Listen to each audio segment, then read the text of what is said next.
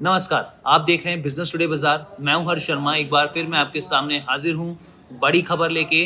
बाजार में भारी गिरावट देखने को मिल रही है। जी हाँ, देखिए कल भी मैंने ये वीडियो आपके लिए बनाई थी साफ तौर पे कि क्या बाजार में एक बड़ा करेक्शन आने वाला है रविवार को, और वही स्थिति साफ तौर पर देखने को मिल रही है। लेकिन कौन से बड़े 5 कारण हैं जिसके वजह से बाजार धड़ाम हो गया, एकदम निवेशकों के पैसे स्वाह हो गए। आप ये देखिए, निफ्टी की बात की जाए तो करीब करीब 500 अंकों की गिरावट यहाँ देखने को मिल रही है। आप सेंसेक्स की स्थिति देखें तो करीब करीब 1600 पॉइंट्स की गिरावट यहाँ पर देखने को मिल रही है।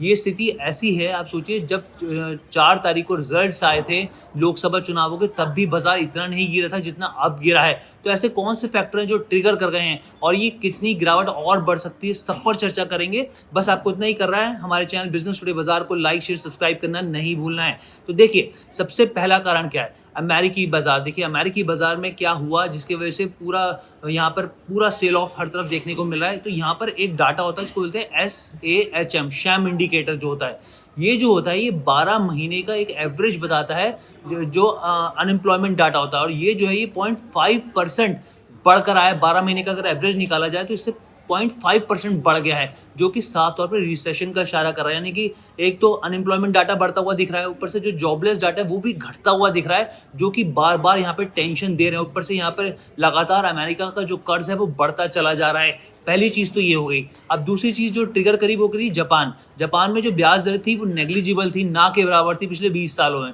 लेकिन अब उसको 0.25% बढ़ा दिया गया। अब जैसे ही 0.25% हुआ, उससे क्या हुआ, जो भी ना के बराबर ब्याज लेकर बाजार में पैसा डाल रहे थे, जो भी हेज फंड्स थे, अमेरिकी बाजार के जो बड़े बड़े हेज फंड्स थे वो निवेश कर रहे थे, जैसे ही ब्याज दरें बढ़ी उन्होंने बेचना शुरू कर दिया यहाँ पर। और आप यकीन मानिए जो जापानी बाजार है वो भी अपने ऑल टाइम हाई से 20% नीचे आ गया इस फैसले के बाद। तो दूसरा कारण यहाँ पर ये हो गया। अब तीसरी स्थिति क्या हुई, जैसे दुनिया के दिग्गज निवेशक वॉरेन बफे हैं, वॉरेन बफे ने जो एप्पल, जो जैसे राकेश झुनझुनवाला की फेवरेट कंपनी टाइटन थी, वैसे ही वॉरेन बफे की जो फेवरेट कंपनी है वो यहाँ पे एप्पल है। तो उन्होंने उसमें से करीब 50% की जो अपना स्टेक होल्डिंग है वो घटा दी। तो यहाँ पर एक और कंसर्न पैदा हो गया कि दुनिया के इतने बड़े दिग्गज जो हैं उन्होंने यहाँ पर सेल ऑफ कर दिया अपना, वो भी 50% यहाँ पर जो उनका जो एप्पल के अंदर हिस्सेदारी थी।